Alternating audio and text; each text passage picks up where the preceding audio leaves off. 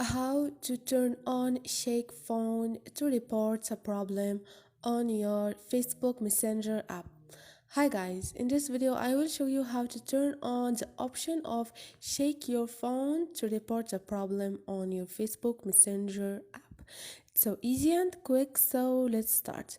First thing, go to your Messenger app, click on it.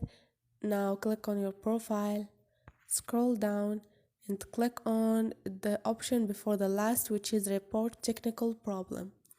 And you have to turn off the first option, which is shake phone to report a problem.